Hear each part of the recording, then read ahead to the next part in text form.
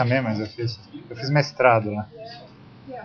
Eu fiz em 81. Não, eu defendi em 83. Mas na época o Cosenza estava em transportes. Alô? Esse aqui? Alô, alô, não? Oi, oi. Bom dia, eu ia falar boa tarde, mas é bom dia, quase tarde. Obrigado pela presença de todos os nossos internautas. Vamos dar início a mais um seminário do Observatório da Inovação e Competitividade do Instituto de Estudos Avançados da Poli. Da Poli não, da USP, tudo bem, dá quase na mesma. Da USP, que está sendo realizado na Poli, dentro da USP, porque o auditório do Instituto está em reforma, porque o Instituto teve uma mudança de local. Então, enquanto o auditório do IEA, que é o nome, é a sigla do Instituto de Estudos Avançados, estiver em reforma, quer dizer, rigorosamente estão montando o auditório no local onde não tinha. Nós vamos fazer aqui no auditório do Departamento de Engenharia de Produção, do qual eu faço parte, então fica mais fácil. O Flávio, nosso técnico que está organizando a informática e a telemática, a transmissão pela internet. Pessoal de casa que quiser fazer perguntas, por favor, utilize o seguinte e-mail, porque o e-mail que foi divulgado teve um problema. Então vamos ver, OIC, de Observatório da Inovação e Competitividade, USP, tudo junto. Então, oicusp@gmail.com. Então, oic@gmail.com. E não adianta avisar qual que é o link para vocês assistirem, porque quem está assistindo, quem não está, não adianta. Por favor. Bom, hoje nós vamos ter um seminário com a Cláudia Chamas, que ela vai conversar com a gente sobre financiamento e coordenação de atividades de P&D na área de saúde, né? Uma preocupação do OMS, da Organização Mundial da Saúde. A Cláudia tem um vasto currículo, eu vou falar aqui só um pouquinho, tá? Ela é pesquisadora do CDT, Centro de Desenvolvimento Tecnológico em Saúde, da Fiocruz, e desde 2007 professora do mestrado e doutorado em políticas públicas do Instituto de Economia da UFRJ, né? Lá ela coordena um programa de inovação, numa área de concentração, inovação em propriedade intelectual e desenvolvimento, ou seja, tem bastante relação, tem uma relação direta com os temas do observatório, né, obviamente. Né. A Cláudia fez engenharia química, depois ela fez doutorado em engenharia de produção. Bom, tem uma longa carreira, inclusive fora do Brasil, mas vou ser rápido. Está tudo disponível no currículo Lattes dela e passo diretamente a palavra para ela. A nossa única restrição é que precisa falar no microfone e precisa ficar mais ou menos por aqui por conta da transmissão pela internet, tá bom? Obrigado, Cláudio. Obrigada, Mário. Obrigada a todos. Vamos fazer uma troca microfonal aqui. Sim. Tá ligado? Pequena troca de microfone. Ele tem um LED ligado aqui, mas...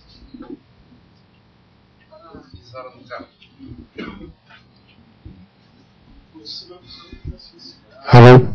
Pronto. Não, é o famoso mau contato, eu dei um chute no cabo. A coisa digital tem disso, o fio ainda funciona. Esse aqui está aberto, Flávio. Bom.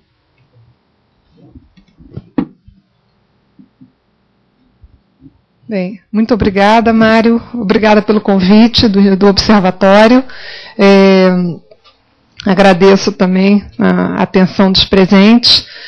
Acho que é uma alegria, né, poder aprofundar a parceria entre a Fundação Oswaldo Cruz e o Observatório, a USP, a Politécnica. Acho que é de nosso interesse, né, seja da Fundação, pelo meu lado, Fundação Oswaldo Cruz, seja pelo nosso lado da pós-graduação, que tem um viés muito forte em inovação e propriedade intelectual, né? É de nosso interesse que essa parceria se aprofunde, se consolide. Eu acho que temos que criar oportunidades e essa é uma delas. Eu vou falar um pouco sobre um dos temas mais recentes com o qual eu venho lidando atualmente, que é um processo dentro da Organização Mundial da Saúde, que é um comitê de experts em financiamento e coordenação das atividades de pesquisa e desenvolvimento, mas antes disso eu vou situar vocês em torno do contexto da inovação, propriedade intelectual e saúde, para que vocês possam entender qual é o escopo, qual é a missão, qual é o desafio desse comitê de experts da OMS. Gostaria de começar com algumas introduções um pouco teóricas, mas não vou cansá-los, tá? Diria que eu acho que é importante para situar a discussão, estabelecer uma relação entre conhecimento e apropriação dos resultados da pesquisa, com vistas ao processo de inovação e com vistas, sobretudo, tem alguma coisa errada aqui, porque essa não é a primeira. Ó. É o problema das compatibilidades, né?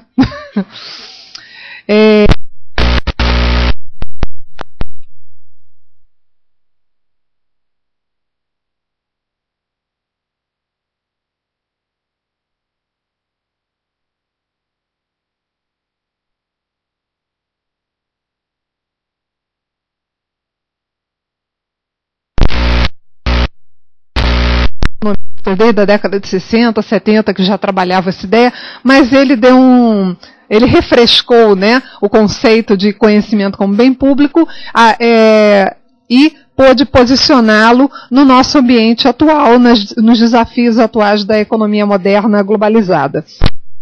O conhecimento como um bem público e não como um ativo sujeito a abordagens meramente protecionistas, tem que o conhecimento é um bem. Essa é a característica de não rivalidade do conhecimento, né? O conhecimento é um bem que pode ser apreciado por muitos ao mesmo tempo sem custo adicional, né? Então o conhecimento ele não gera rivalidade. O conhecimento ele também tem outra característica que é o seu consumo é não excludente. O conhecimento é um bem que, se apreciado por uma pessoa, não exclui a possibilidade de que outros o apreciem. E aí eu cito eu já tinha citado isso até em outras apresentações, essa frase que eu extraí de um artigo que o Glauco Arbex publicou no Valor Econômico, que eu acho que tem bastante elementos que vão nos ajudar ao nosso raciocínio, né? Então, o desenvolvimento de invenções sempre recorre, em maior ou menor grau, a ideias presentes em um pool comum de ideias, que é o chamado, no jargão da propriedade intelectual, que é o chamado domínio público. E aí, não é só as universidades, os cientistas que recorrem a esse pool comum de ideias, né? Esse conjunto de ideias que estão livremente circulando à disposição de qualquer um no nosso planeta. As empresas, as multinacionais, enfim, todos bebem da mesma fonte, né? Então, esse conhecimento que está circulando é apropriado, né? É aproveitado para que depois seja utilizado em processos, por exemplo, de desenvolvimento de novas ideias. Então, o Glauco fala, para países emergentes como o Brasil, e essa é a nossa preocupação, a gente tem que trazer uma realidade que possamos trabalhar uma política de desenvolvimento, né? Não adianta a gente mirar políticas de outros países sem que a gente tenha completa noção, uma boa noção do que precisamos para o nosso desenvolvimento, né? As políticas, a gente pode tê-las como referência, mas as aplicações certamente não são automáticas. Para países emergentes como o Brasil, cujas economias não atuam na fronteira do conhecimento, a imitação, longe de mostrar-se trivial, é a atividade-chave para dinamizar a pesquisa e a competitividade das empresas, principalmente porque pode viabilizar processos de aprendizagem tecnológica e de capacitação que seriam praticamente impossíveis de outra forma.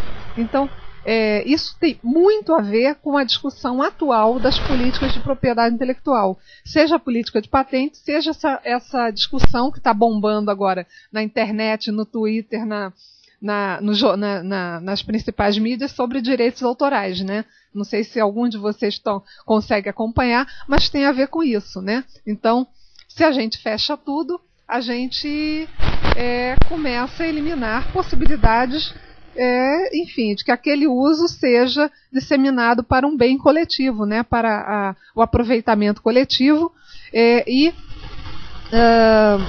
enfim, evitando, né, oportunidades, né, não propiciando oportunidades que eles seriam benéficas para o desenvolvimento de um país. Eu não estou querendo aqui dizer de modo algum que não há possibilidade de proteção, né, a proteção, mas existem fronteiras que o país tem que saber estabelecer, né? Então, as fronteiras, por exemplo, com os Estados Unidos, com a Inglaterra e com o Japão estabelece, certamente não são as mesmas fronteiras, por exemplo, que um Brasil, que uma Índia, que uma Argentina vai estabelecer. Então, essas fronteiras, né, que não há receita de bolo, precisamos conhecer a nossa própria realidade para conseguir delimitar essas fronteiras. Só um minuto. E agora eu estou com medo que ele tenha pulado alguma coisa. E ele pulou.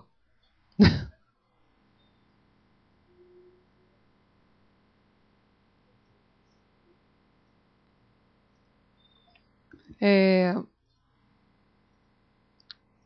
problema de compatibilidade mesmo, né?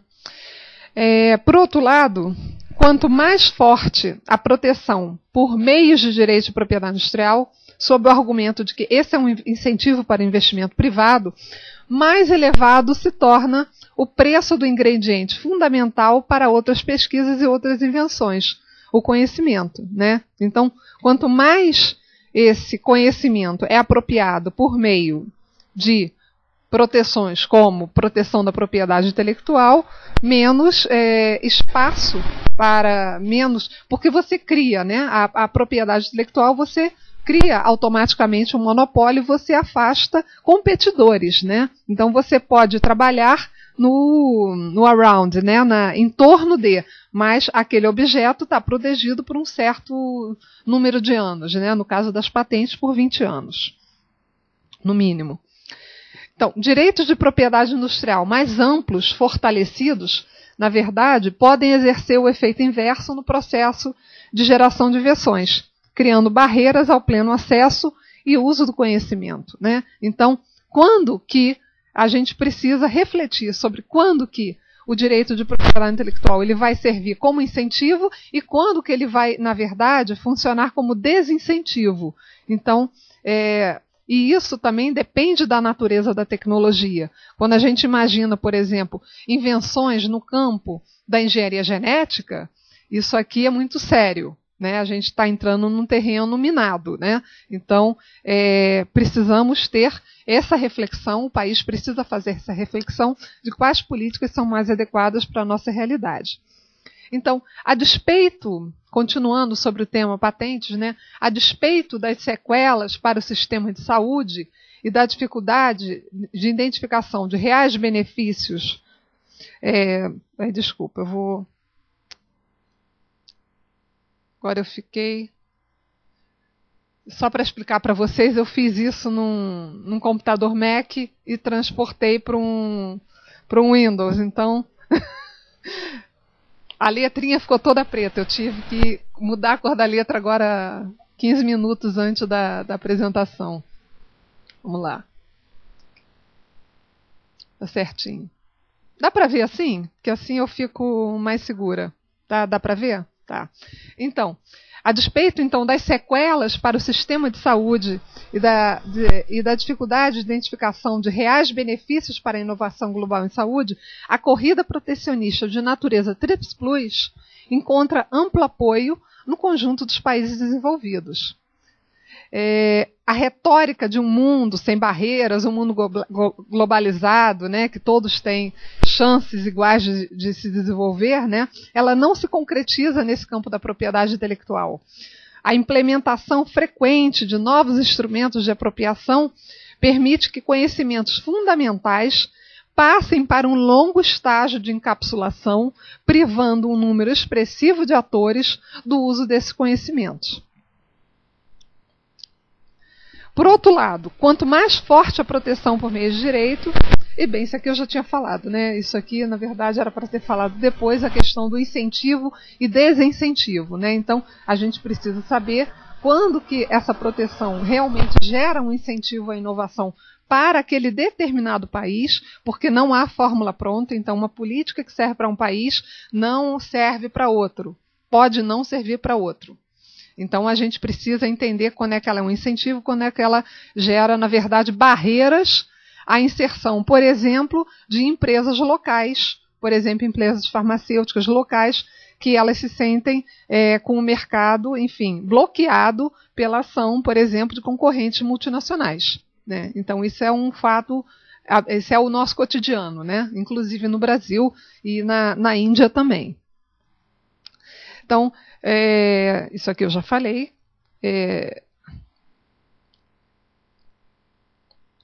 Qual seria, então, o objetivo político do sistema de patentes em países em desenvolvimento? Na minha opinião, é contribuir para o processo de desenvolvimento sustentável local. Sustentável no sentido de que se sustenta, que perdura, né? Um desenvolvimento que ele vai não crescendo e ele realmente gera benefícios para toda a sociedade.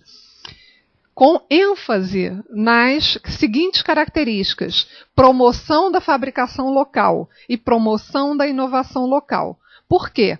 Depois do advento do acordo TRIPS, né, que é o anexo 1C dos acordos de comércio da Organização Mundial de Comércio, a exploração de um invento patenteado pode ser pela mera importação, né? Então, se eu, por exemplo, eu sou uma firma, tenho uma patente em vários países do mundo, inclusive no Brasil.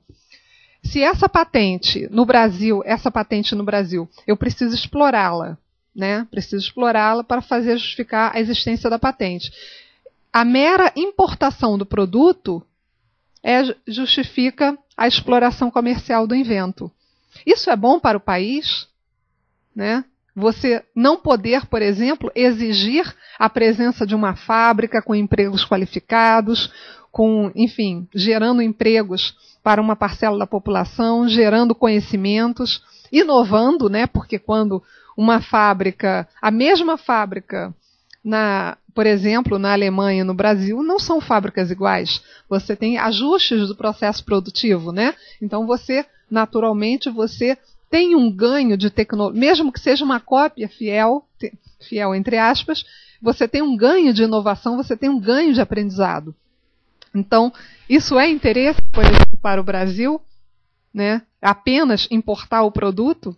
Então, eu não quero dar respostas aqui, é apenas para reflexão.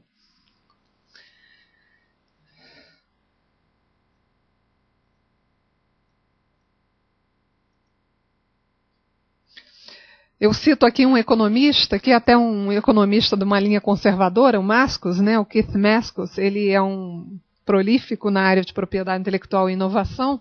As condições nas quais, ele diz que, um dos livros dele, né, as condições nas quais um país deseja proteger os direitos de propriedade intelectual dependem, entre outras coisas, da sua posição na escala tecnológica global e das suas preocupações sociais, né? Então, um país que, digamos, está num estágio intermediário de desenvolvimento, adota uma política de proteção muito forte, muito acirrada, você está bloqueando a ação, por exemplo, pode bloquear a ação de empresas locais, de inovadores locais, enfim. Isso certamente, na minha opinião, é danoso ao crescimento, ao desenvolvimento do país, né? E isso tem que estar vinculado também com as preocupações sociais. Contudo, na atualidade, observa-se a progressiva remoção das capacidades dos países em desenvolvimento para a construção de seus próprios sistemas de propriedade industrial. Há perigosas supressões das liberdades e dos estímulos à livre concorrência. Haja vista, por exemplo, o caso atual da Índia, né? A Índia tem uma legislação muito menos, digamos assim, muito menos forte, entre aspas também, do que a brasileira em propriedade industrial. Hoje ela está negociando um acordo de livre comércio com a União Europeia. E há uma pressão enorme para que determinados instrumentos que a Europa, os Estados Unidos e o Japão adotam em termos de proteção, por exemplo, exclusividade de dados, para dados clínicos, né? Há uma enorme pressão para que a Índia adote esses mecanismos de proteção que são além do Acordo TRIPS, que vão além dos compromissos que a Índia, que o Brasil e que outros conjuntos de países em desenvolvimento assumiram internacionalmente, se comprometeram perante a OMC, né, a Organização Mundial do Comércio. Então, isso é um exemplo prático de como que as negociações internacionais elas podem afetar não só a Índia, mas, por exemplo, o Brasil, porque o Brasil hoje é dependente de fármacos da Índia.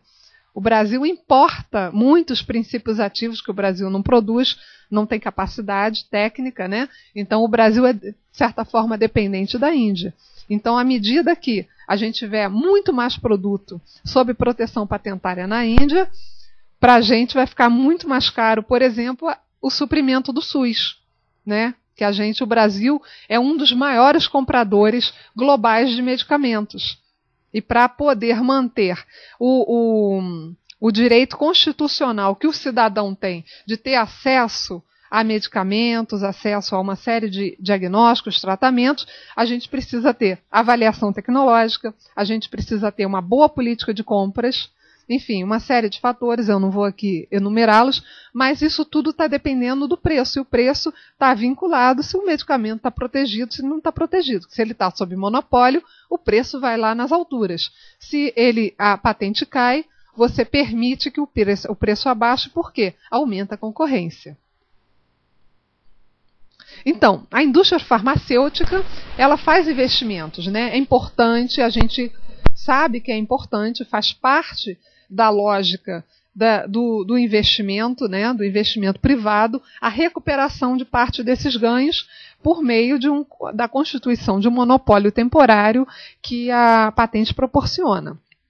Mas é importante também notar que, no caso da indústria farmacêutica internacional, 10 a 20% dos seus investimentos vão para P&D, sendo que 40% vão para marcas, representação, toda essa rede de representantes em consultórios que ficam lá com as pastinhas, né, para convencer os médicos, né, de que aquele fármaco, aquele medicamento se comporta bem, que é a última novidade, que papapá.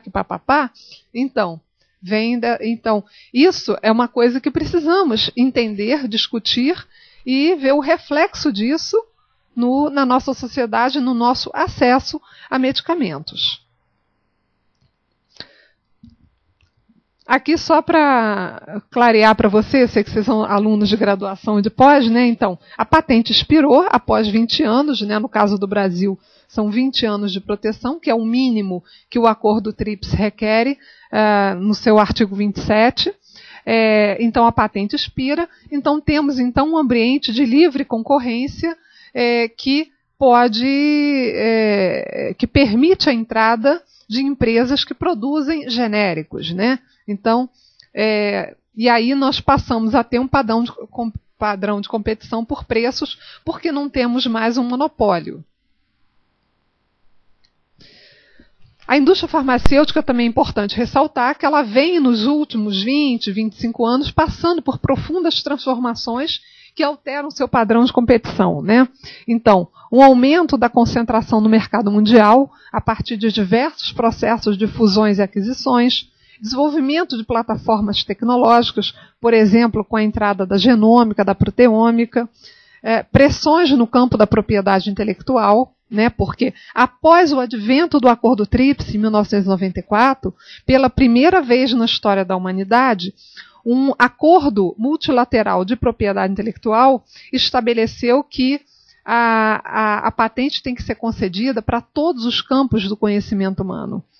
Até então, a gente tinha uma governança da Convenção de Paris, né? A Convenção de Paris, que era um outro acordo multilateral que continua vigente, ele deixava livre, né? Então, cada país decidia, vou proteger fármacos, produtos farmacêuticos, processos farmacêuticos, produtos biotecnológicos ou não, né? Então, a decisão era propiciada a cada país. Cada país tinha a liberdade para fazer a sua própria escolha.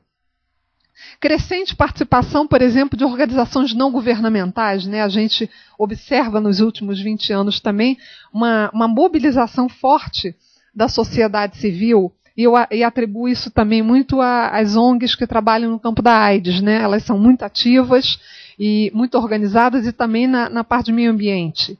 O meio ambiente também, a gente encontra um movimento muito organizado da sociedade civil. Alertas para desequilibrar a agenda de pesquisa, né? A gente vai voltar a esse tema, mas para já introduzi-lo rapidamente, hoje 90% da pesquisa farmacêutica que se faz no mundo atende às necessidades dos países desenvolvidos. Basicamente, a indústria multinacional ela tem interesse em investir em quê? Doença crônica. Se você puder tomar a pílula todos os meses, todos os dias, para o resto da sua vida, me parece um bom negócio, né? Agora, isso é uma medida equilibrada para o equilíbrio social do nosso planeta, né? Então, tem toda uma discussão que a gente vai retomar daqui a pouquinho. Mercados emergentes, né? A gente teve aí a subida dos BRICS, né? Da Rússia, Índia, China, Brasil, e outros até menores, né? Então, eles alteraram toda a geopolítica, né, do mundo, né? E a competição com medicamentos genéricos, né? A gente passou a ter procedimentos muito rígidos, muito sérios para a concessão, né? A averiguação de que aquela cópia é um genérico, é idêntico ao medicamento original. Então, isso dá segurança para a população que ela vai tomar um medicamento que vai se comportar identicamente ao medicamento de marca original que era patenteado, etc. Então, isso também alterou bastante o mercado.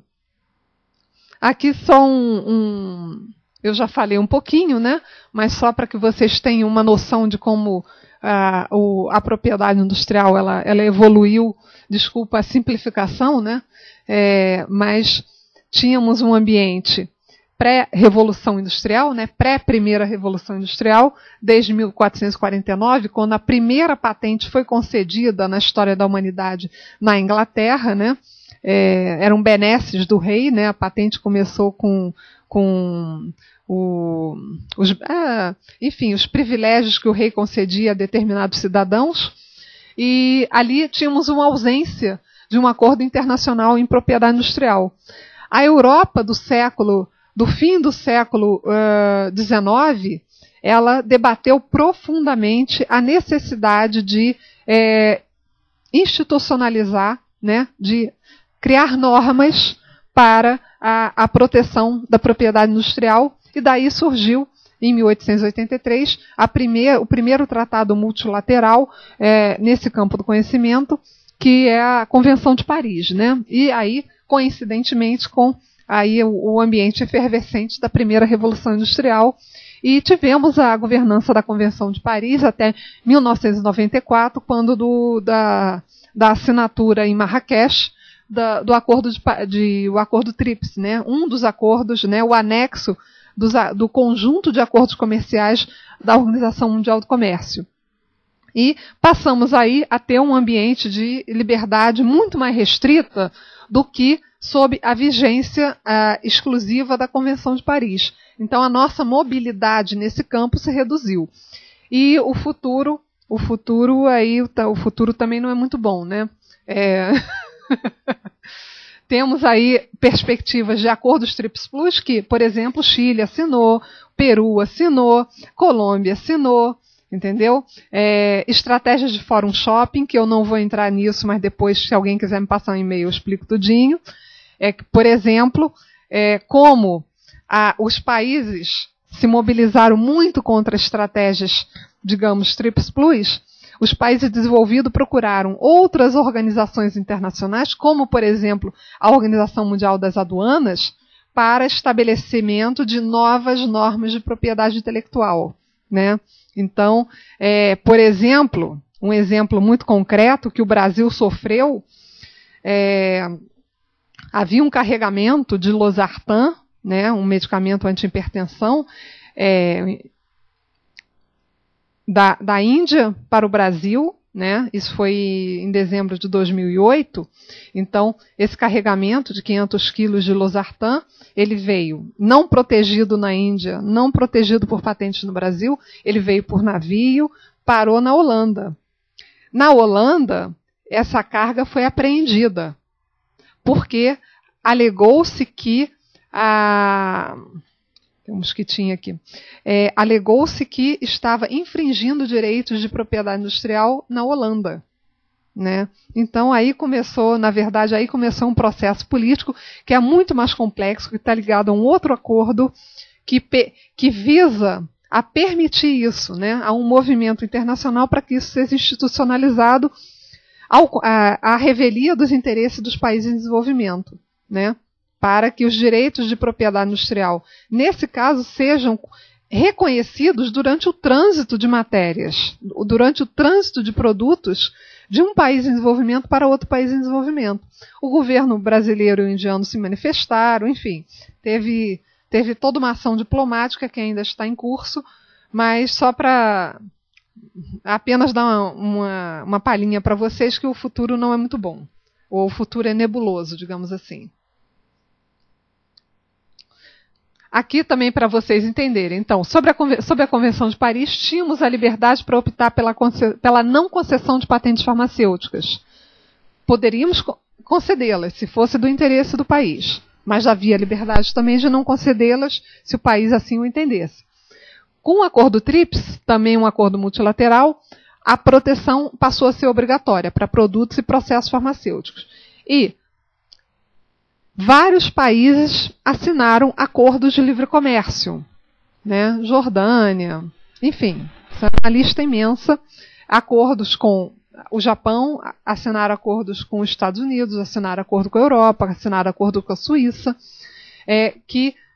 várias exigências, incluindo, por exemplo, proteção para patentes farmacêuticas, eventualmente por um prazo superior a 20 anos, exclusividade de dados, redução, por exemplo, das condições para a concessão de uma licença compulsória, etc.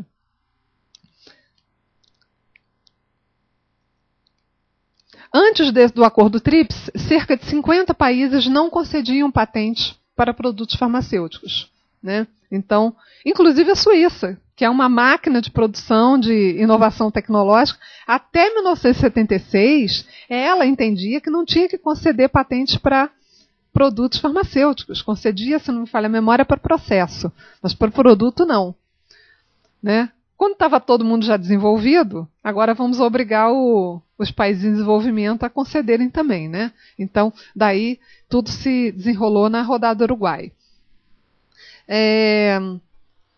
Hoje temos alguns graus de liberdade, não é que não tenhamos graus de liberdade dentro dos acordos de propriedade industrial, dentro da nossa lei de propriedade industrial, mas é um grau de liberdade muito mais restrito, em torno principalmente dos critérios de novidade, atividade inventiva e aplicação industrial, e nas chamadas salvaguardas, por exemplo, na licença compulsória, que a lei brasileira tem um rol de motivos para a sua concessão muito amplo. Um deles, por exemplo, que é o interesse público, né?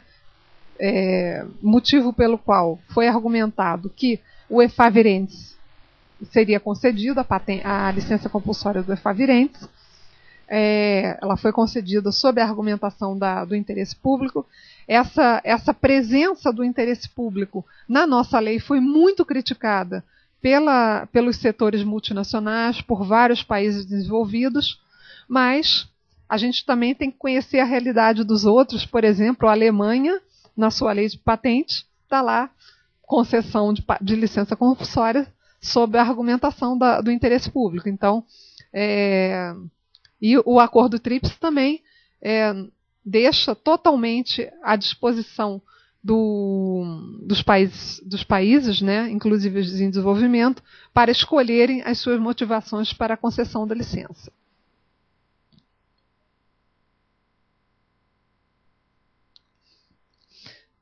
Então, aqui a gente tem um impacto direto no acesso dessas patentes, né, em medicamentos, em vacinas, hemoderivados, reagentes para diagnóstico, né, com restrições ao suprimento do que chamamos de bens públicos essenciais. Nesses novos regimes de patente, né, nos chamados acordos de livre comércio e outros instrumentos, a gente tem uma série de novas condições, né, são novos compromissos para a proteção. Proteção patentária superior a 20 anos, erosão das exclusões à patenteabilidade, facilidades para a concessão de patente de segundo uso, introdução do linkage, né, entre dados de testes clínicos e patentes, proteção especial para dados de testes clínicos, estabelecimento de restrição das condições para o uso das licenças compulsórias, limitações ao princípio da exaustão internacional, novas medidas de enforcement, né? Por exemplo, apreensão de medicamentos, apreensão de produtos. Obrigada. É uma medida de enforcement. E restrições para certos procedimentos, por exemplo, oposição às patentes. Que qualquer cidadão pode monitorar, por exemplo, que o INPI concede e contestar. Você pode subsidiar o exame, né, se você acompanhar o que está em processo. Qualquer cidadão ou instituição ou organização não governamental pode enviar subsídios ao exame de uma determinada patente ou de um conjunto de patentes e pode fazer oposição também, depois pode se manifestar se aquela patente foi concedida indevidamente. Aqui só um exemplo dos países que firmaram acordos de livre comércio com os Estados Unidos, né? Todos com cláusulas TRIPS Plus, né? Com concessão de proteção muito superior. Vocês podem observar que são vários países em desenvolvimento, né? E parece que isso não afeta o Brasil. Afeta por quê? Nas negociações multilaterais que o Brasil privilegia nos seus fóruns internacionais, nas organizações como no sistema ONU, na Organização Mundial do Comércio, o Brasil privilegia a rota multilateral, né? Fernando Henrique, Lula, Dilma, todos são enfáticos em afirmar que a negociação multilateral é a nossa estratégia, né, internacional de negociação. Passamos a não ter parceiros para compor as nossas negociações entre países em desenvolvimento, né? Passamos a deixar de contar com alguns parceiros que já estão comprometidos com outro sistema, né? Então isso afeta diretamente a capacidade de ganhos do Brasil em nível internacional. Então, esse cenário patentário pós-acordo TRIPS, ele é complexo, permeado por incertezas, e ele afeta, sim, também os países desenvolvidos, né? O preço dos medicamentos aumentou enormemente nos países desenvolvidos. Enfim, tem uma série de outras características e situações que foram observadas e parte da sociedade lá também reage, especialmente no campo da biotecnologia, né? Vou pular esse aqui.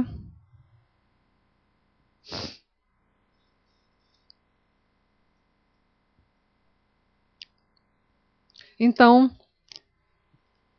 temos alguns exemplos, né, de medidas que afetam, né, os países, inclusive os países desenvolvidos, a concessão de patentes com quadro reivindicatório sobrepostos, né? Então, diversas patentes biotecnológicas foram concedidas com quadros reivindicatórios colidentes, né? Então, isso constitui hoje um problema muito sério, por exemplo, nos Estados Unidos, porque o SPTO, o NPI americano, jogou esse problema para o judiciário, né? Então, os problemas passaram a ser encaminhados para o setor judiciário, prejudicando, por exemplo, pequenas e médias empresas, que não têm como arcar com o custo de um litígio longo, complexo, que você tem que contratar advogados altamente especializados, né? Então, a gente precisa ficar de olho nisso. Por quê? Porque esse movimento está vindo para o Brasil. Então, tivemos, a partir da década de 90, a partir da década de 80, uma explosão patentária. Tem uma vasta literatura. Quem tiver interesse em conhecer literatura de cada um desses pontos que eu estou falando, por favor, é só me escrever, tá? Eu vou ter o máximo prazer em colaborar com vocês. Então, hoje, a corrida pelas patentes, a expansão dos domínios de proteção para programas de computador, para criação genética, métodos de fazer negócio. Por exemplo, aquele método que você dá um one click no Amazon, quando você faz uma compra, aquilo é protegido, né? Aquilo está sob patente. E o afrouxamento dos requisitos de patenteabilidade, né? Então, alguns patent offices, né? Algumas autoridades de concessão fizeram vista grossa em relação à análise de atividade inventiva para poder privilegiar mais patentes, né, para conceder mais patentes, e também porque o backlog dos patent office está imenso, né? O atraso no exame é geral, né? Não é só. O Brasil tem um atraso na área farmacêutica de mais ou menos 10 anos. Se você hoje depositar uma patente, provavelmente você só vai ter o resultado do processo, se ela for concedida, daqui a 10 anos. Né?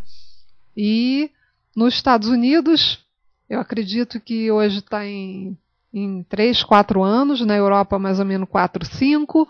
De qualquer forma, há uma pressão muito grande para que a patente seja concedida mais rápido, porque o volume de patente aumentou muito, né? Então, aumentaram muito os depósitos, aumentou os domínios de proteção, nada disso era concedido até 20 anos, então passa a entrar no portfólio de proteção. E para conceder mais rápido, então afrouxa o exame e vamos conceder. Só que isso daqui a pouco tem problema, porque quando a firma vai para o mercado explorar a patente, ela vê que alguém tem a mesma patente que ela, ou um pedaço da patente está colidente com outra patente, né? Então isso vai ter que ser resolvido no judiciário, gera um custo para a sociedade, gera um custo para as empresas. Então, as patentes proliferam e os problemas também, né? Então, temos a criação de um ambiente nebuloso para novos entrantes, né? Quem entra, por exemplo, no campo da biotecnologia, você não sabe direito o que é conhecimento proprietário, o que é conhecimento não proprietário, né? Então, é um campo muito complicado de se navegar. Se a gente for... Tentem fazer buscas, por exemplo, nas bases de dados públicas, né? Na base do INPI, na base da OMP, na base do SPTO. Estabelecer fronteiras entre o que é proprietário e o que não é proprietário. No campo da saúde, está cada vez mais complicado. Na biotecnologia e na químico-farmacêutica também. Por quê? Passaram a ser concedidos vários pedidos de patente para um segundo uso de uma molécula que já estava patenteada. Né? Então, a identificação de todo esse... Por exemplo, houve uma investigação da própria Comunidade Europeia, na sua Agência de Defesa da Concorrência, apenas um produto na Europa, um produto estava correlacionado a tinha 1.300 patentes para um produto.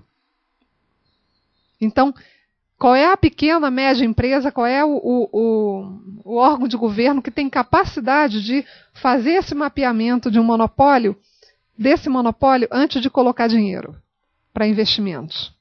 né? Então, a situação está ficando muito complicada. Concessão de patentes muito amplas, né? Upfront, né? Upstream inventions, né? Bloqueio às inovações dos competidores, ações de litígio em cima de competidores, aumento do poder de barganha em cross-licensing negotiations, né? Porque, às vezes, uma patente depende da outra. A tua patente, por exemplo, pode não funcionar com a outra, com uma outra patente de um outro titular, e o titular te bloqueia, né? Isso também é extremamente comum. Enfim, retardo à entrada de genéricos no mercado. Hoje o Congresso americano está analisando, por exemplo, projeto de lei para evitar os chamados acordos entre a empresa de genérico e a empresa de medicamento original. A empresa que desenvolveu o medicamento, ela paga a empresa de genérico para não lançar o genérico, prejudicando todo o interesse coletivo. Então, o próprio governo americano está tentando tomar medidas para que isso não ocorra, porque isso encarece todo o sistema. Isso pode facilitar a vida de uma empresa, prejudicando toda a sociedade. Tá? Isso é um exemplo. É um exemplo claro de um problema que não é problema só de país em desenvolvimento. É um problema que afeta todo mundo, né? Então, é um campo que precisa de uma alta intervenção governamental para que os abusos não ocorram. Aqui a gente não está defendendo um campo sem proteção, sem patente. A patente, ela tem o seu lugar em situações do ponto de vista que se justifique, né? Que haja justificativa para uma exploração comercial, para que haja benefício para a sociedade. O abuso não pode ser permitido, no meu ponto de vista.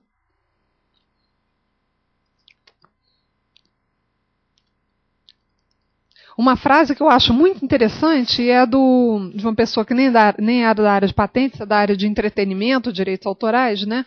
Mas ele falou isso, né? O vice-presidente da Time Warner. Em declaração ao Senado americano, né? As leis de patentes hoje, elas permanecem, elas tratam a invenção ainda com o paradigma do século XIX, como se houvesse apenas uma patente para um produto. E, na verdade, essa é a percepção que as pessoas, até mesmo na universidade, têm, né? Que você tem um produto e você tem uma patente. Isso aí já não existe mais há muito tempo. O ambiente está completamente mudado, há diversos artifícios. Isso aí, a gente poderia até se alongar, né? Hoje, vocês sabem que a indústria farmacêutica ela está com dificuldade de lançar novas moléculas no mercado, né? Por mais que ela venha alegando que vem colocando cada vez mais dinheiro em P&D, não vem tendo retorno, a verdade é que esse processo de obtenção de novas moléculas, ele não está sendo eficaz nos últimos anos. E, para isso, a indústria ela tenta prorrogar o seu monopólio no mercado por meio de subdivisão do pedido, um novo uso para uma molécula já conhecida, já patenteada. Enfim, há uma série de artifícios, né, que propiciam isso, né? Cabe a cada país, a cada governo, estabelecer regras, limites, normas, de acordo com os seus próprios interesses. Então, as evidências mostram, as evidências da literatura, tá?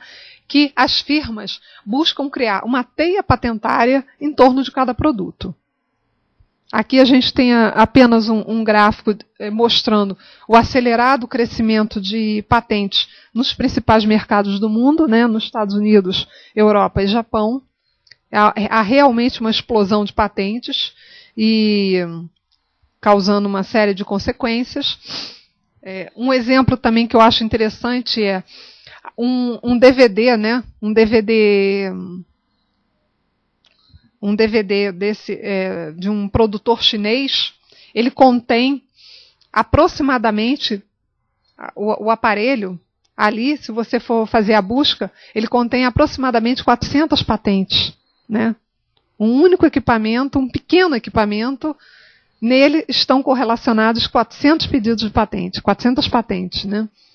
aqui aquele processo dentro da Comissão Europeia, todo esse processo da Comissão Europeia, ela investigou o funcionamento da indústria farmacêutica multinacional na Europa, ela visitou as empresas de surpresa, ela utilizou uma metodologia completamente original. Tá? É muito interessante para quem tem interesse no campo da defesa da concorrência, que aqui no Brasil é o nosso CAD, né?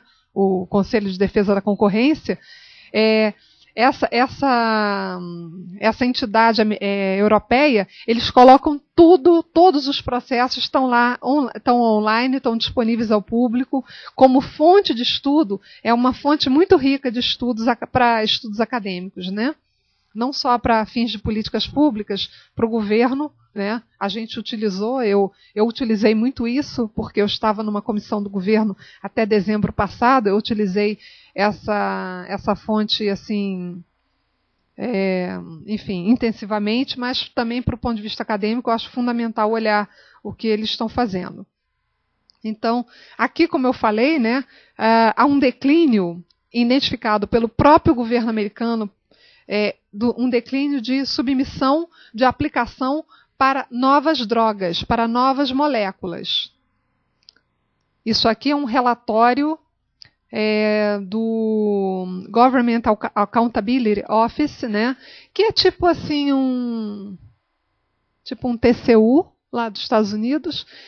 É muito interessante esse GAO, né, esse office, porque eles fazem estudos de avaliação de todos os setores da economia e de vários temas. Também está tudo livre, viu? Acho, de vez em quando eu faço consultas, porque eles têm metodologia de estudos. É uma fonte de informação fantástica enfim, esse departamento lá do governo americano. Esse relatório foi emitido há algum tempo, em 2004, e ele fala, o próprio governo identifica o déficit enfim, no surgimento de novas drogas, né? Que essas submissões de drogas ao FDA não acompanhou o propalado aumento nos investimentos que as empresas estão fazendo. E o foco esse próprio relatório alerta para que esse foco desvirtuado nos pedidos de patente para novos usos para moléculas conhecidas. E isso é o que a gente chama, né, esses novos pedidos em torno de uma molécula já patenteada, já conhecida, é a chamada estratégia de evergreening, né? É manter sempre verdinho, né? Manter sempre vivo uma determinada proteção. Claro, com custos para a sociedade, seja a sociedade americana, seja a sociedade brasileira.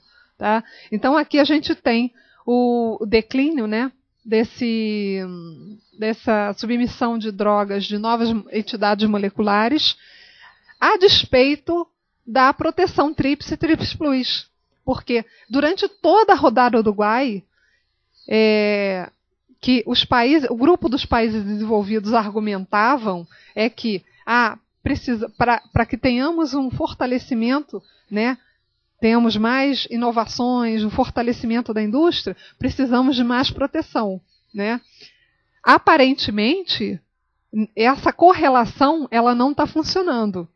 Apesar de oferecida mais proteção em todos os países, isso não está se traduzindo em benefícios para a sociedade no sentido de termos realmente mais medicamentos disponíveis. Um outro problema hoje, um outro tema que é correlato também, que está entrando na agenda da OMC, da OMS, Organização Mundial da Saúde, da Organização Mundial da Propriedade Intelectual, é a informação patentária. Porque hoje a gente está com um tamanho emaranhado de patentes, né, em torno de um só produto, que precisamos atentar para a recuperação da informação patentária, para fins de aprendizado, imitação, fabricação local. E hoje a gente não está conseguindo cumprir esse objetivo, que é as bases de patentes e a recuperação da informação patentária.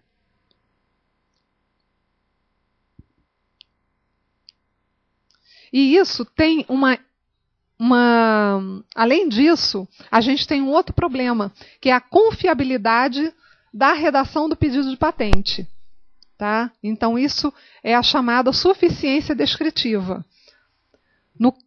A patente ela é composta por uma folha de rosto, por um relatório descritivo, eventualmente desenhos, por exemplo, no caso de invenções na área mecânica, naval, etc., na área das engenharias, e as reivindicações. A reivindicação é exatamente o que está protegido, o que a patente protege.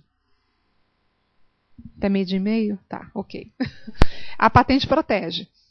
O relatório descritivo tem sido bastante identificado, oficialmente identificado, por exemplo, no caso do Efavirenz, que o Brasil tomou a licença compulsória, é que a descrição da patente não correspondia à descrição correta do invento. Então, com base na descrição do invento, você não conseguia reproduzir a tecnologia. E isso é gravíssimo, porque você rompe com o acordo fundamental da área de propriedade industrial. O Patent Office concede a patente em troca de ter a informação da patente divulgada nos bancos de patente. Se a informação não serve para nada, né? Então tem um desequilíbrio muito grave nesse sistema.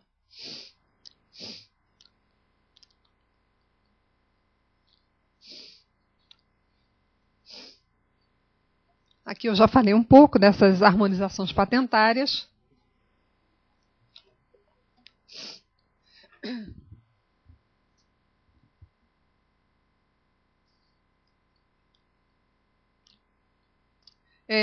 A indústria farmacêutica brasileira, a gente vai falar um pouco dela, eu identifico que ela passou por 3 grandes fases, né?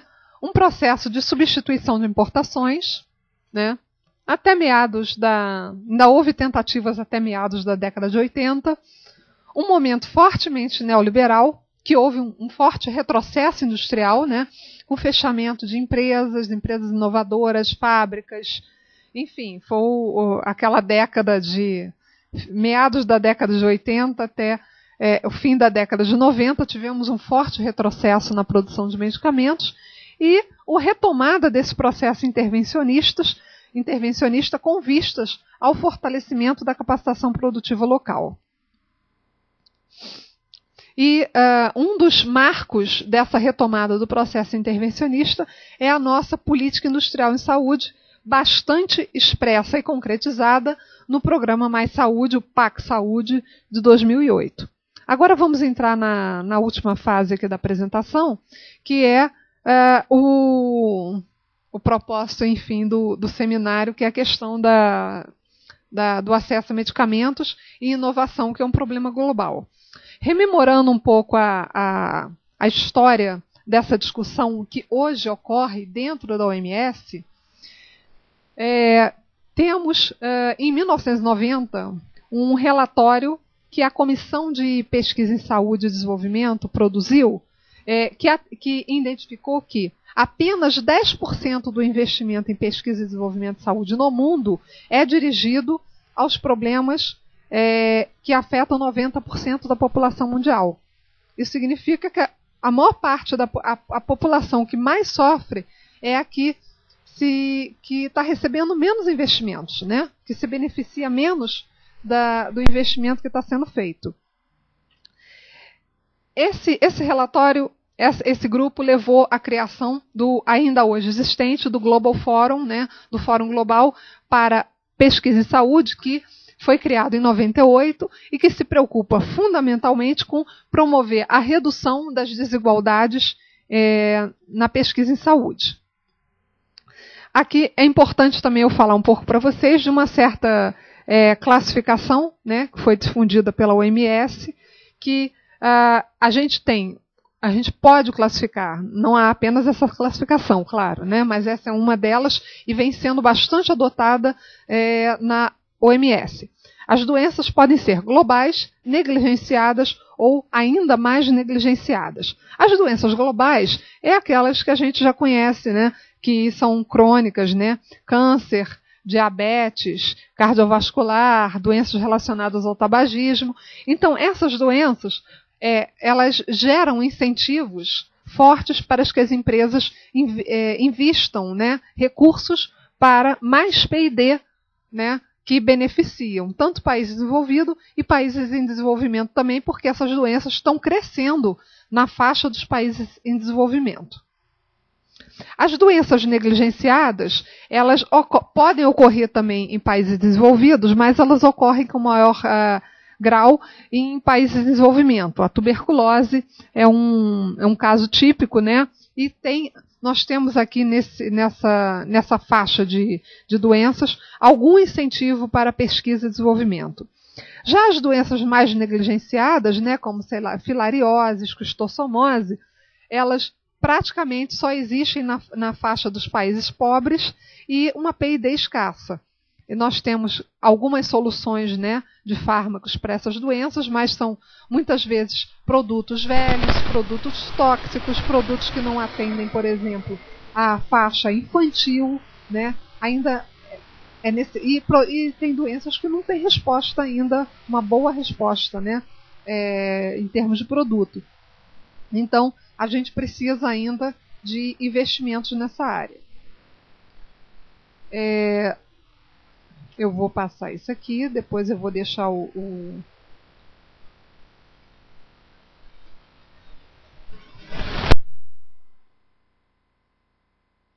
PowerPoint. Hoje a gente tem uma característica muito importante nos países em desenvolvimento, que é o crescimento dessa incidência de doenças crônico-degenerativas, né? De acordo com esses dados da OMS também, cerca de 80% das mortes por doenças crônicas ocorrem em países em desenvolvimento. Isso tem uma implicação direta com a formulação de políticas de saúde. E é um desafio, né, para a redução da pobreza e para o desenvolvimento global. Um outro marco na história das políticas globais de saúde é o projeto Objetivos do Milênio, que é um plano que o Jeffrey Sachs coordenou esse relatório. É um plano para reverter a pobreza, a fome e as doenças que afetam bilhões de pessoas até o ano de 2015. E na área da saúde temos determinados objetivos e metas a cumprir.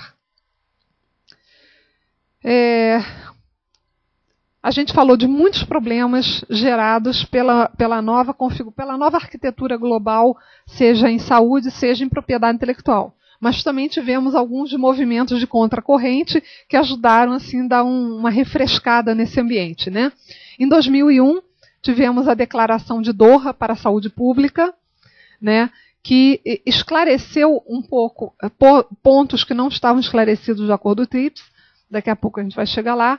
Em 2007, a Agenda de Desenvolvimento. E em 2008, a Resolução 61.21 da Organização Mundial da Saúde.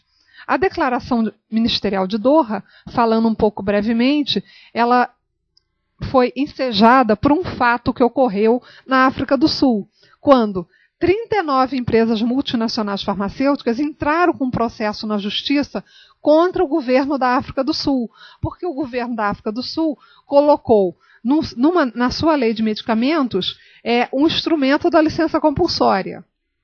Então, as multinacionais se revoltaram e colocaram um processo na justiça contra o governo da África do Sul.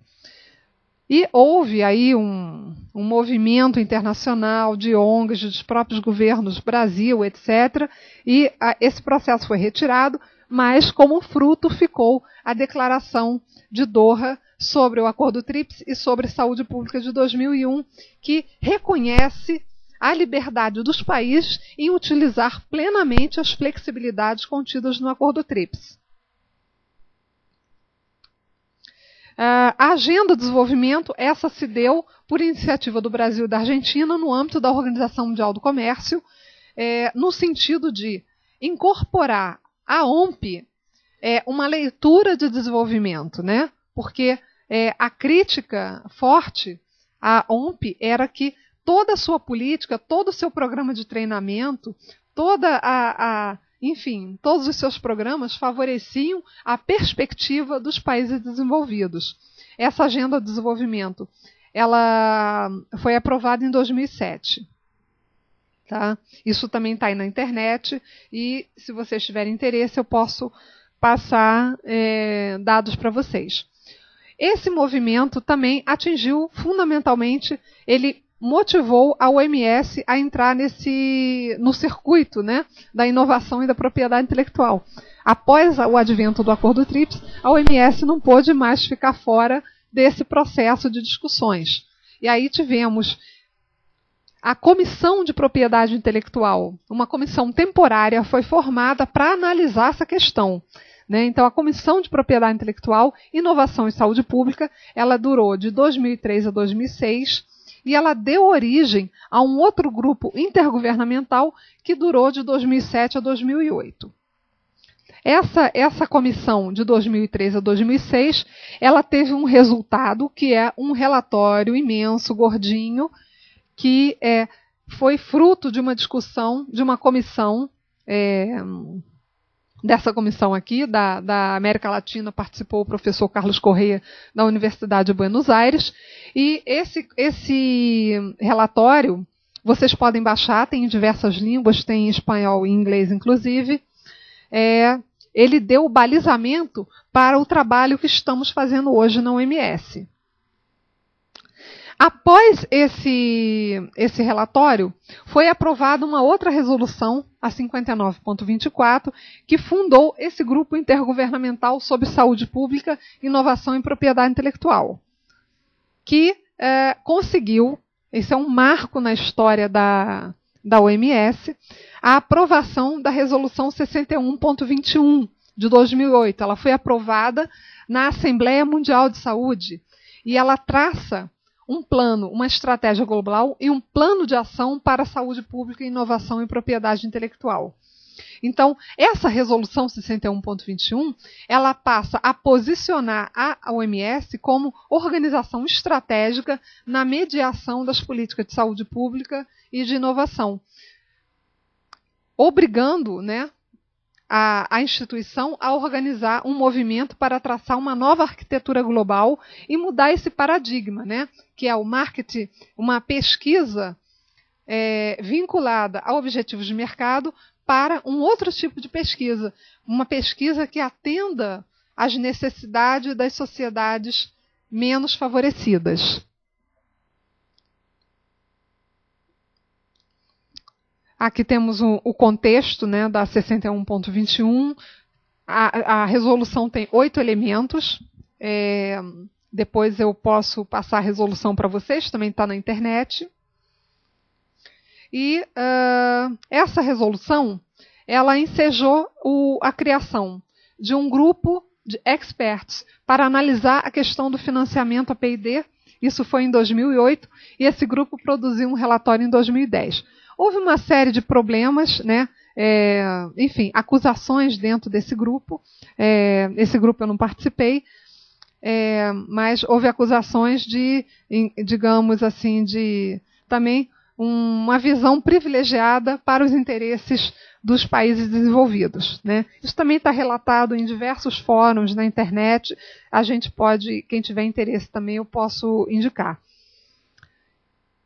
A última Assembleia Mundial da Saúde aprovou um novo grupo de experts, né, para tratar da pesquisa e desenvolvimento global, né, mecanismos inovadores de financiamento, para corrigir aquele problema do GAP 1090. Aquele problema que eu falei lá atrás para vocês, que apenas 10% do que se investe em P&D no mundo é direcionado ao problema de 90% da população, a gente vai pensar isso, a gente tem que corrigir isso, a gente tem que ter propostas inovadoras que corrijam isso, né? Então, esse grupo foi aprovado pelo último Conselho Executivo da Organização Mundial da Saúde, que foi em janeiro de 2011. 21 pessoas foram aprovadas para esse conselho, né? 21 pessoas de 21 diferentes países, e o conselho vai começar a trabalhar a partir a primeira reunião é de 5 a 7 de abril, na semana que vem, na próxima semana, E a gente, quando tiver notícias, a gente vai ter o maior prazer em dar boas notícias para vocês. Aqui é a nossa Fundação Oswaldo Cruz, que estão todos convidados a fazer uma visita, tá? É só passar um e-mail para mim, professor Carvalheiro, que é o nosso embaixador em São Paulo, tá? Embaixador da Fiocruz em São Paulo. E é isso. Muito obrigada pela atenção.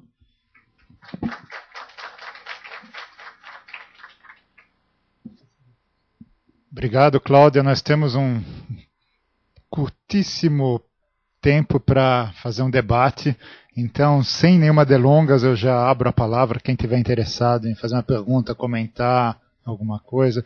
Eu só vou pedir que cada um que for falar se identifique, tá bom? Então, eu sou Mário Salerno, aqui da Poli e do Observatório.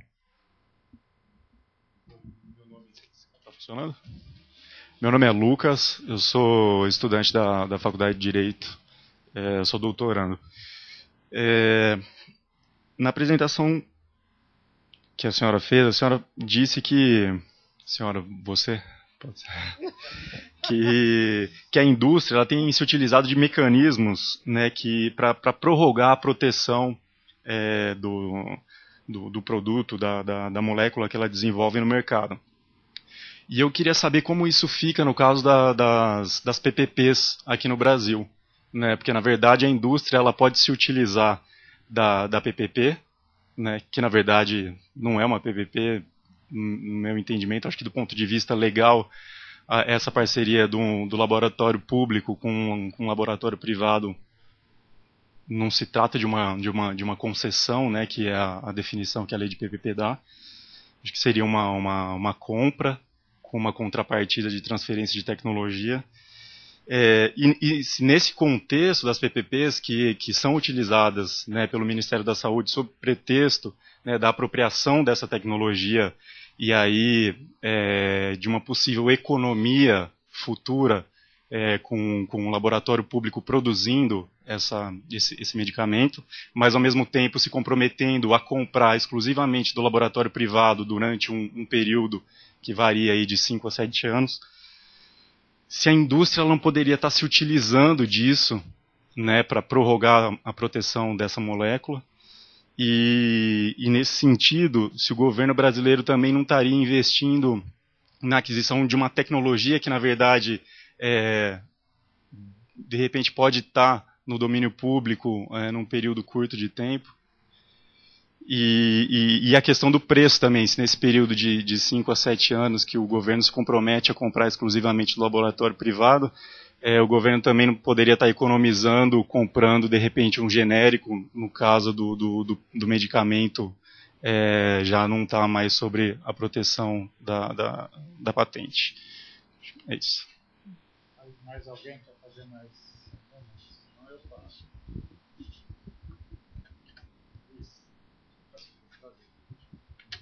Bom, então, eu ia falar no final, mas já aproveito o embalo. É algo, digamos, que é um pouco tangencial à sua apresentação, mas acho que tem uma relação. Me coloco na pele de um ministro da Saúde, né? Então o ministro da Saúde ele fala, bom, nós temos que desenvolver a indústria porque tem um aspecto estratégico, desenvolver a indústria local. Por outro lado, desenvolver a indústria local tem um determinado custo. Mas eu tenho que atender milhões de pessoas, então vem um laboratório aí de fora, me faz um certo dumping, ou todas aquelas coisas que eles eventualmente fazem, ou tem um custo menor, que seja, né, e oferece um conjunto de remédios ou de prestação de serviço a um preço mais baixo. Então eu fico entre um dilema entre pagar mais barato agora ou pagar mais barato daqui a alguns anos. Mas é algo que eu preciso resolver.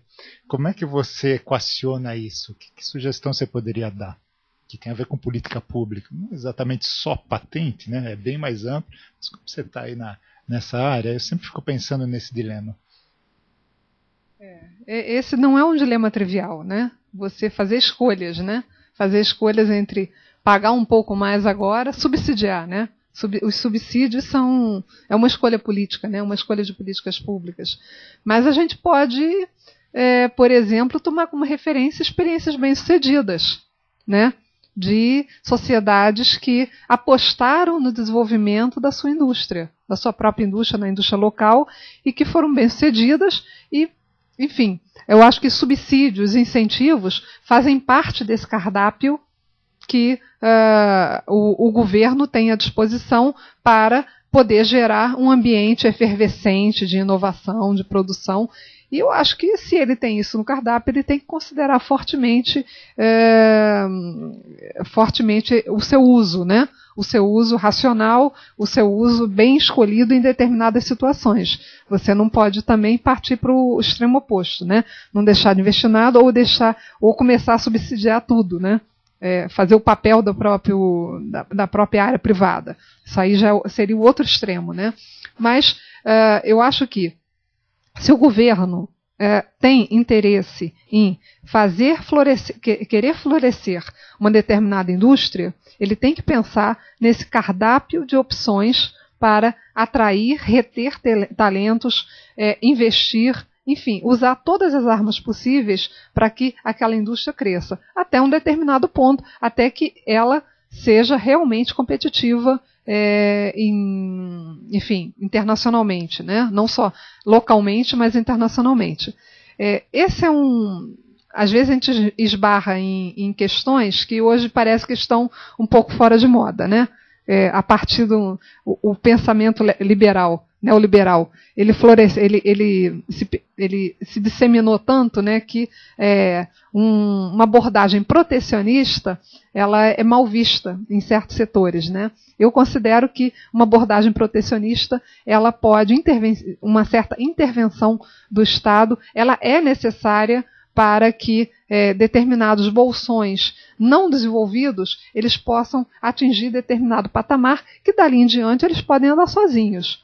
Eu acho que no caso da indústria farmacêutica, da indústria biotecnológica, é uma indústria tecnológica estratégica para o Brasil, em função do próprio compromisso constitucional que o Brasil assumiu na sua Constituinte de 88. Tá? Então, ali a gente se comprometeu, a sociedade se comprometeu a fornecer medicamentos, diagnósticos para a sociedade. Tá? Ainda estamos longe do patamar ideal, mas isso a gente precisa ter fornecimento desse conjunto de produtos e para isso a gente precisa ter um ambiente de investimentos adequados e a gente precisa reconhecer também que contar apenas com um investimento localizado, nacional, brasileiro, localizado, às vezes pode não ser suficiente e é interesse da sociedade que aquele setor cresça, né? Então, essa é a minha opinião. No caso da tua questão, eu fico com dificuldade de responder sem um exemplo concreto. Tá? Você falou, eu não entendi muito bem o posicionamento da PPP frente a um processo de extensão de pedido de patente. Seria o produto da PPP seria um segundo uso, por exemplo, ou ela teria dificuldade de atuar porque existe uma patente de terceiros? Na verdade, pela PPP, durante esses 5, 7 anos que ela está em vigor, o governo ele se compromete a só comprar medicamento do laboratório com quem ele firmou a parceria. Né? E aí, de repente, ele poderia estar adquirindo esse mesmo medicamento de outras formas e que isso seria muito mais barato.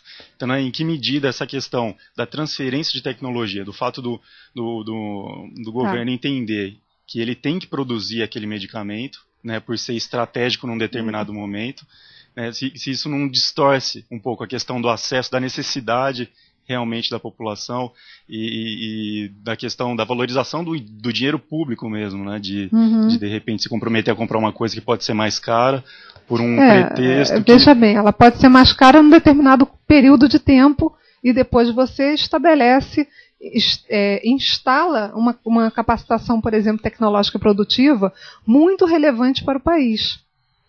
Né? A gente também pode fazer essa leitura, né? Sim. Que, enfim, Eu posso chegar e comprar um determinado princípio ativo, um genérico no mercado, que muitas vezes vem com qualidade duvidosa, né, Carvalheiro? Que vem cheio de problemas, que a empresa que compra aqui, ou o governo, tem que jogar fora, porque não serve, porque não atende aos padrões de qualidade que hoje o Brasil já exige, né, para a distribuição por meio do SUS ou por outros meios, ou própria venda direta na farmácia ao consumidor.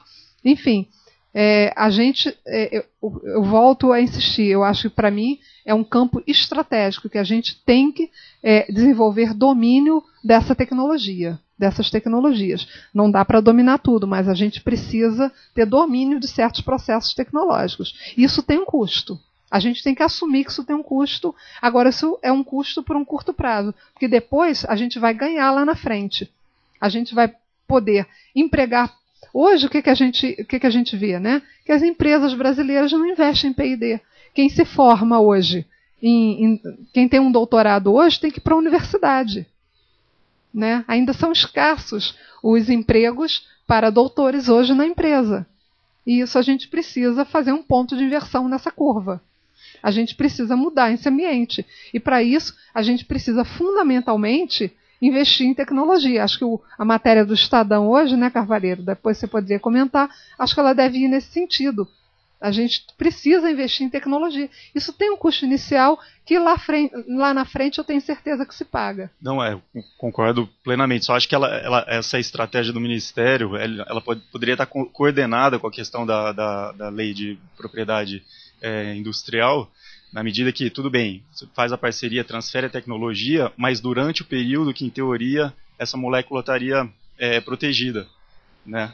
E não depois, porque depois vai cair no domínio público e aí que o poder público vai começar a produzir.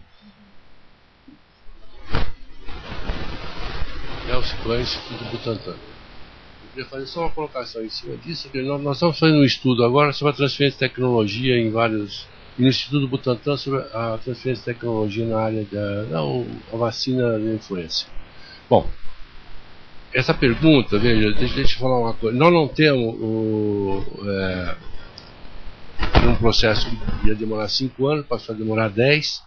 Hoje nós estamos em condição, já foi transferida a tecnologia da Sanovis, a Pasteur, a Aventis, enfim, nós dominamos. Eu acho que tem vários efeitos que acho que a Cláudia colocou, mas eu estou fazendo entrevista com todos os participantes de diferentes níveis e um problema central é o seguinte: a avaliação de uma perspectiva econômica, isso que você pergunta, quer dizer, é mais barato fazer isso, é mais barato fazer aquilo? Nós não fazemos nenhuma avaliação disso, entendeu? Não há cultura de avaliação disso. Nós precisamos de um negócio, nós vamos fazer claro, não vou dar o definitivo estudo de caso, mas dizendo, são contatos que se firmam entre pesquisadores daqui e do laboratório. Há possibilidade, há uma experiência anterior dos nossos laboratórios públicos em poder desenvolver tecnologia. Há realmente, do ponto de vista, se eu considerar desenvolvimento, o país desenvolver, não só através dos órgãos públicos, mas há uma absorção de tecnologia, mas do ponto de vista econômico, se você falar assim, isto foi mais barato que aquilo, não há estudo disso, não há nem prioridade. Os dirigentes vão ter necessidade, vão fazer, e depois nós vamos... Então nós ainda não estamos nessa fase, mas eu acho que estamos avançando nesse sentido, e eu acho que a colocação que foi feita aqui em termos de negatividade, mas a gente sente, como produtor, que há uma política do governo hoje nacional e mais desenvolvimentista, ou seja, de tentar ver se isso a gente começa a crescer nessa área. Passar para o Carvalheiro a última intervenção aqui. Entrar nesse tiroteio. Carvalheiro, Medicina Ribeirão Preto e Fiocruz. Existe luz no fim do túnel. Na última reunião que nós tivemos aqui, alguém falou que não seja um trem que vem de lá para cá. E não, aparentemente não é. Há críticas, há discordâncias, mas há um fato concreto. Primeiro, o PAC da saúde, não é? Que a Cláudia mencionou, o Mais Saúde, pela primeira vez, incluiu, além de serviços e promoção, o Complexo Industrial da Saúde. É um dos capítulos importantes do PAC da Saúde, né, do Mais Saúde. Mais que isso, propôs e já se constituiu o GSIS, é o Grupo Executivo do Complexo Industrial da Saúde, que é multissetorial. Dele participam praticamente todos os ministérios envolvidos na PDP, né, na Política de Desenvolvimento Produtivo, e é sediado no Ministério da Saúde, é coordenado pela Secretaria de Ciência e Tecnologia, pelo setor do Complexo Industrial da Saúde, que é o Zic Moisés, para quem sabe quem eu estou me referindo, é uma pessoa de larga tradição, não na área da saúde, na área de desenvolvimento. Então, este GSIS é o local adequado para nós levarmos essas discussões, tal como estão sendo propostas. Eles têm essa composição de ministérios, eu fazia parte quando era vice-presidente da Fiocruz, e agora faço parte porque tem um conselho consultivo da sociedade. E agora faço parte no conselho consultivo como Abrasco, Associação Brasileira de Saúde Pública, que, como outras entidades da sociedade, estão ali. Ou seja, há uma perspectiva, né? O Nelson já mencionou que nós temos experiência disso concreta em transferência de tecnologia para vacinas. A grande dúvida é que depois desses 7, 8, 9 anos, quando eles transferem em definitivo a tecnologia, ela já está ultrapassada, né? Esta é a grande discussão, né? Eu faço um contrato de 7, 9, 11 anos para transferência de tecnologia, e aos fins dos 11 anos eles me transferem uma tecnologia. E a outra é algumas proteções concretas. Farmanguinhos, a fábrica de remédios da Fiocruz, fez uma licitação que exigia que o produtor do princípio ativo deixasse um engenheiro da fábrica de Farmanguinhos acompanhar o processo. Porque aí, terminado o processo de lá, sai daquela máquina e entra na nossa máquina. Os importadores chineses entraram na justiça. Demorou 2 ou 3 anos até que houve uma decisão favorável na Justiça do Rio de Janeiro, permitindo que isto fosse possível por interesses nacionais. Porque o produto que vinha da China, por exemplo, era uma porcaria. Ele tinha que ser devolvido, demorava mais 2, 3, 4 meses. Portanto, há algumas possibilidades de você fugir legalmente, né? O Tribunal Regional de Justiça do Rio de Janeiro deu ganho de causa depois de um monte de tempo.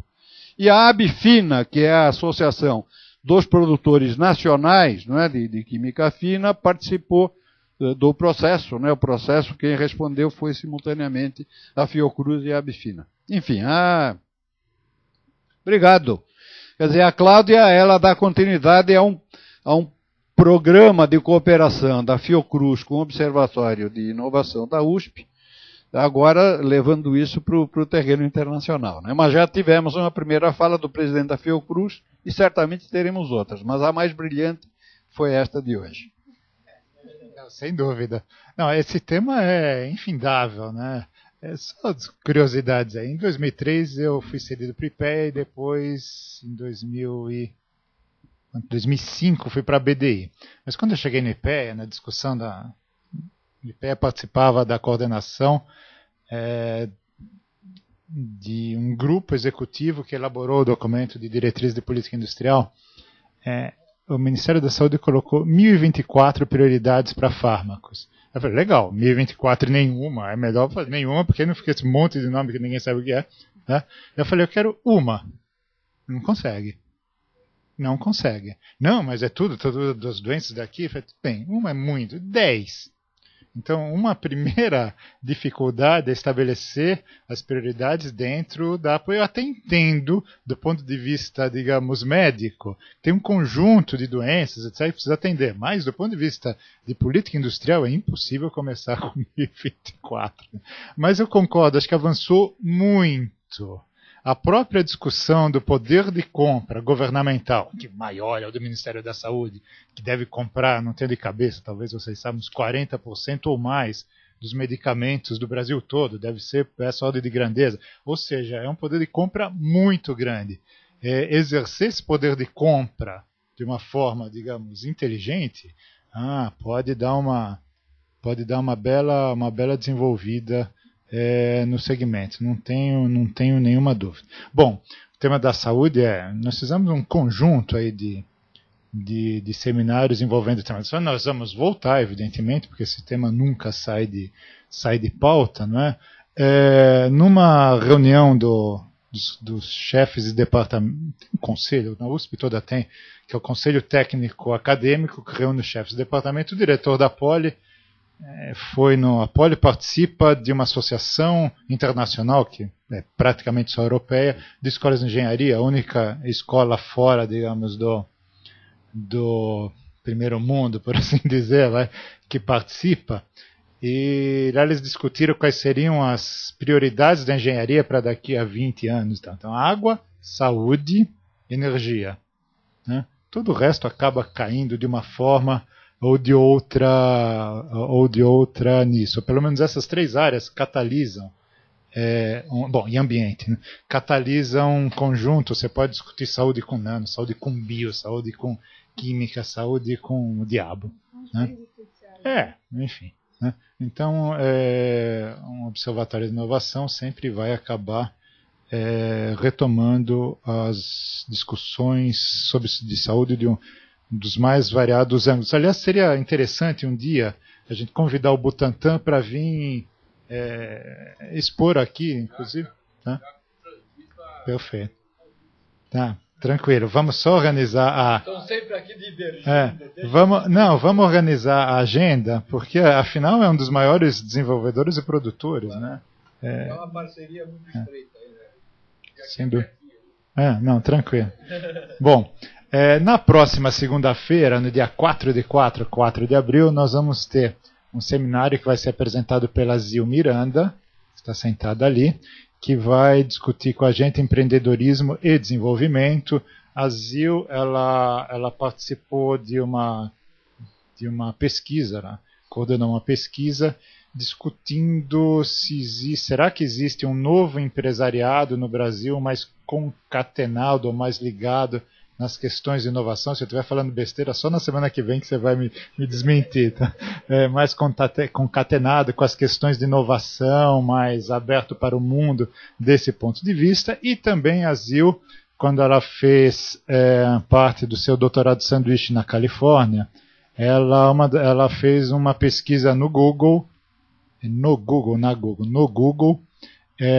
e ela pode também comentar isso com a gente. Mas isso tudo fica para para segunda-feira que vem, às 11 horas desse mesmo canal.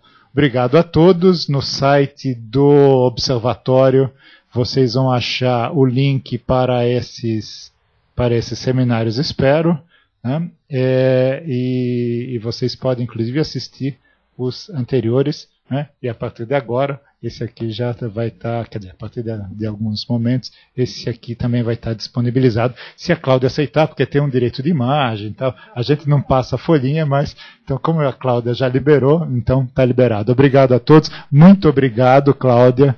Muito legal. Eu que agradeço. Acho que a gente depois tem que combinar uma ida do Observatório ao Rio, né? Perfeito. Vamos lá sim. Obrigado. Flávio, desliga aqui atrás do microfone.